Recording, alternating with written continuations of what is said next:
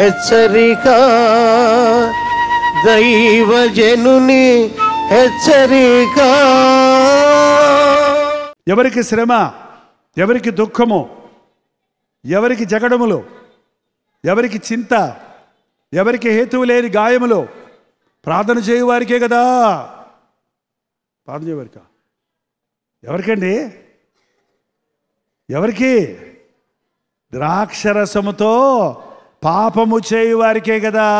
ఎవరికి జగడాలు, ఎవరికి చింత, ఎవరికి మందదృష్టి, ఎవరికి హేతువు లేని కారణము లేని గాయాలు, అనవసరమైన జబ్బులు, అనవసరమైన రోగాలు, అనవసరమైన బాధలు, ఎవరికి? తాగుబోతులకి. ఎంతమంది ఈ రోజునండి పని పాట లేనోడికి ఒకటే పని అంట. ఏం పని? తాగుడు పని. మీరు గమనించి చూడండి, చాలామంది తాగుబోతులు లేజీ పీపుల్. ఉద్యోగం లేదు కాబట్టి మన యవనస్తులు త్రాగుడు వంటి ధూమపానానికి, మద్యపానానికి, డ్రగ్స్కి అడిక్ట్ అయిపోతున్నారు. ఉద్యోగం చేసినవాడికి బిజీగా ఉంటాడు, ఇంకో ఆలోచన చేయడానికి టైం ఉండదు వాడికి. కనీసం తిని కూర్చున్నోడికి, ఏ పని లేనోడికి, భార్య కష్టపడి సంపాదిస్తుంటే కొంతమంది భర్తలకి ఏం పని లేదు. వాళ్ళకి ఏం ఉద్యోగం చేస్తారంటే మా భార్య చేస్తుందని అంటాడు. మళ్ళీ పైగా ఏంటండి, భార్య చేస్తే నువ్వు చేయవయ్యా, ఉద్యోగం పురుష లక్షణం అన్నది అన్నారు పెద్దలు. అదేంటో భార్య సంపాదిస్తుంటే కూర్చొని తినే భర్తలు ఎక్కువైపోయారు. ఇంకా ఇక్కడ డబ్బులు పంపించబడి దుబాయ్ పంపిస్తారంట భార్యని సంపాదించుకురమ్మని. ఇది ఇంకా అన్యాయం. ఏంటండి, నా భార్యను దుబాయ్ పంపించానండి డబ్బులు ఉద్యోగం కోసం, ఉత్తరం రాయటం లేదండి అన్నాడు. ఇంకెందుకు ఉత్తరం రాస్తావా? ఇంకెందుకు ఉత్తరం రాస్తా అండి? ఇదే పిచ్చోడా? ఎవడైనా తన ఇంటి వారిని సంరక్షించని ఎడలా వాడు అవిశ్వాసి కంటే చెడ్డవాడు. భార్య సంపాదిస్తే తాగుచ్చునే భర్తలు చాలామంది ఉన్నారు. కాయలలో పోని సమాధానం ఉందా? భార్య కష్టపడుతుందని కృతజ్ఞత ఉంటుంది. అట్లాంటి వాడికి మళ్ళీ వచ్చి ఆమెనే కొడతాడు, మళ్ళీ వచ్చి ఆమెనే బాధ పెడతాడు, మళ్ళీ వచ్చి ఆ ఇంట్లో శ్రమలు, జగడాలు, గొడవలు, దెబ్బలాటలు, రోగాలు. తాగుబోతోడు అనగానే రోగాల పుట్ట. తాగుబోతోడు వెళ్ళి పరీక్ష చేయించుకోమనండి, వాడికి లేని రోగం ఉండదు. ఇక ఒకరోజు 2 రోజులు అయితే వేరే సంగతి. తాగుడుకు బానిసలైనోడు ఆ అరికాలు, నడి నెత్తి నుండి అరికాలు వరకు ప్రతి అవయవం పాడైపోద్ది. హార్ట్ అటాక్ వస్తుంది, లంగ్స్ పాడైపోతాయి, కిడ్నీస్ పాడైపోతాయి, లివర్ పాడైపోద్ది. ముఖ్యమైన అవయవాలు ఇవి మన శరీరంలో ఉన్నవి. వాడి మాట నెత్తిగా వస్తుంది, మాట పాడైపోద్ది, కళ్ళు కనపడవు, మొత్తుగా ఉంటాడు అంతా. నీ పాపాలు విస్తరించగా నువ్వు జబ్బుల పాలైపోతున్నావు, రోగాల పాలైపోతున్నావు. నువ్వు ఏడుస్తూ నీ ఇంటి వారిని ఏడిపిస్తున్నావు, నీ కుటుంబాన్ని ఏడిపిస్తున్నావు. ఎంతమంది తల్లులు వచ్చి చెప్తుంటారు నాకు, మా బిడ్డలు తాగుబోతులండి, మా ఇంటి ఆయన తాగుతాడండి, నా పెద్ద కొడుకు తాగుతాడండి. ఇంకా ఎవరండి ఆ ఇంట్లో గతి? తండ్రి తాగుబోతైతే కుమారుడికి ఎలాగో నీతులు చెప్పగలడు? ఎన్ని కుటుంబాల్లో ఈ రోజున శ్రమలకు కారణం దేవుని మాట వినకుండా తమ దేహాలను అపవిత్రపరుచుకుంటున్న మూలాన. నీవిప్పటికే గాయాలతో ఉన్నావో, వ్యాధులతో ఉన్నావో, ఆర్థిక ఇబ్బందులతో ఉన్నావో, శోధనల్లో ఉన్నావో, శ్రమల్లో ఉన్నావో, మనం పాట పాడినట్టుగా ఏ విధమైన సంకటాలలో నీవు ఉన్నావో, ఎటువంటి సమస్యలతో సతమతమైపోతున్నావో, తప్పించుకునే మార్గం లేక, విడిపించే నాథుడు లేక నీకు నీవే వేదన పడుతూ ఉన్నావో నాకు తెలియదు. కానీ ప్రభువు నిన్ను విడిపించటానికి, క్షమించడానికి సిద్ధంగా ఉన్నాడు. నువ్వు ప్రార్థించినప్పుడు, నువ్వు మొరపెట్టినప్పుడు. హోషేయ గ్రంథం 6వ అధ్యాయం 1వ వచనం చదవండి. హోషేయ 6:1. మనము యెహోవా యొద్దకు మరలుదము రండి,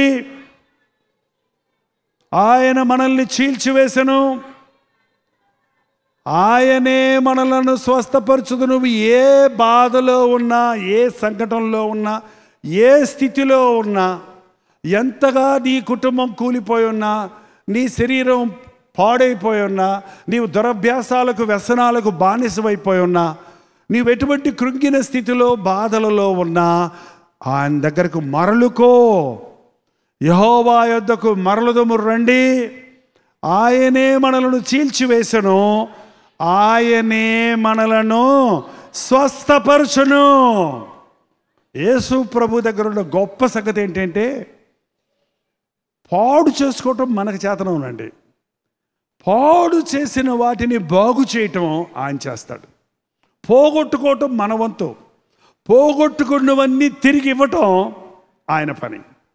నువ్వు తిరిగి వస్తే ఆయన దగ్గరికి, నువ్వు ప్రార్థిస్తే ఆయన దగ్గర, నీ తప్పును గ్రహించి నువ్వు పశ్చాత్తాపడితే, నువ్వు తిరిగి వస్తే ఆయన కోపం నీ మీద మరులుకొని అది కృపగా కనికరముగా నీ మీద కురుస్తుంది. మీకేం కావాలో పరలోకపు తండ్రికి తెలుసు కాబట్టి దీర్ఘ ప్రార్థనలు చేయక్కర్లా. ప్రభు నన్ను జ్ఞాపకం చేసుకో, ప్రభు నీ కృప నాకు దయచేయి, నీ కృపను పొందకుండా నీ ప్రేమను పొందకుండా ఉన్న ఆటంకాలు ఏమైనా ఉన్నాయేమో, నా దోషాలు నా అతిక్రమాలు నాకు తెలియజేయి అన్నట్టు చిన్న ప్రార్థన చేశాడు యోబు, రెండంతల ఆశీర్వాదము పొందాడు. దేవుడు కూడా మనకి అలాంటి కార్యాలు చేయను గాక. ప్రార్థన. పరిశుద్ధుడా, ప్రేమ కలిగిన తండ్రి, నీకు ఆరోగ్యం కలుగు చేస్తాను, నీకు ఆశీర్వాదం కలుగు చేస్తాను, నీ బ్రతుకులో ఒక గొప్ప అద్భుతాన్ని నేను చేస్తానన్న మాటను నీ బిడలకు దయచేయము తండ్రి. భార్యాభర్తల మధ్య సాతాను జొరబడి ఏ కుటుంబాల్లో కలహాలతో, భేదాలతో, విభేదాలతో ఉన్నారో అట్టి కుటుంబాలను క్రీస్తు నామములో ఐక్యపరుచుచున్నాము తండ్రి. వయసు పెరుగుతుంది, బిడ్డలకు వివాహాలు చేయవా అని చుట్టూన్న వారు నిందిస్తుంటే, అపనిందలు వేస్తుంటే, బిడ్డల వివాహాలు జరగటం లేదే అని కుమిలిపోతున్న తల్లిదండ్రులను నీ సన్నిధిలో జ్ఞాపకం చేసుకో తండ్రి. వివాహం అన్ని విషయముల్లో ఘనమైనదన్నావు, నీ చిత్తములో ఏకాంగులను సంసారులుగా చేస్తారన్న మాట అట్టి వారి గృహాలలో జరగనింపు నాయన. బీటెక్లు ఎంటెక్లు చదివి నాకు ఉద్యోగం లేదే అని పరీక్షలు రాస్తూ ఇంటర్వ్యూ తర్వాత ఇంటర్వ్యూలకు వెళ్తూ ఎటువంటి ప్రయోజనం లేని స్థితిలో మిగిలిపోయిన యవ్వనస్తులను ఒక్కసారి ఈ సమయంలో జ్ఞాపకం చేసుకుని ఆయన. నా ప్రభువు నా ప్రార్థన విన్నాడు, నా గాయాలు కట్టాడు, నా కన్నీరు తుడిచాడు, నా హృదయ వాంఛలు తీర్చాడన్న విశ్వాసంతో వెళ్ళడానికి సహాయం చేయము. నీవు చేసిన గొప్ప మేలును గురించి తిరిగి వచ్చి సాక్ష్యం ఇచ్చే వరకు నీ కృప మమ్మల్ని వెంటాడటానికి సహాయం చేయి. ఏమున్నా లేకున్నా నీ కృప మాకుంటే చాలు అన్న ఆశ, ఆ కృప కొరకు వేడుకొని విశ్వాసము మాకు దయచేయి తండ్రి.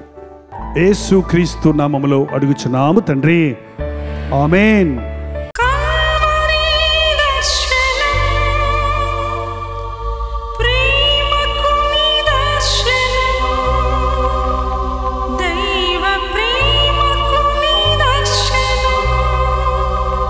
తెలుగు, తమిళ, హిందీ, మలయాళం, బెంగాలీ, ఒరియా అనే 6 భాషల్లో టెలివిజన్ ప్రోగ్రామ్స్ కొనసాగుతూనే ఉన్నాయి.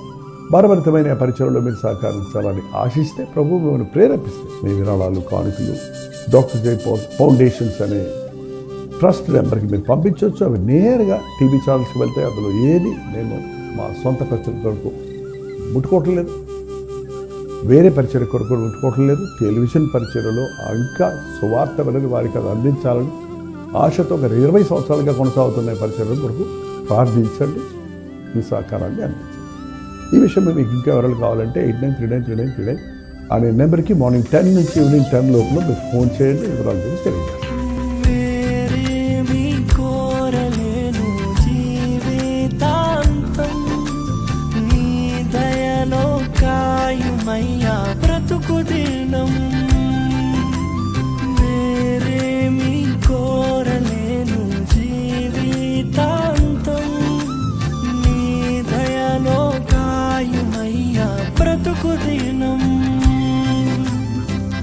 నీలాంటి దైవం ఎవరు విశ్వమున లేనే లేరు, నీలాంటి దైవం ఎవరు విశ్వమున లేనే లేరు. పరమ తండ్రి నీకే వందనా, నీదు బిడ్డగానే సాగేదా.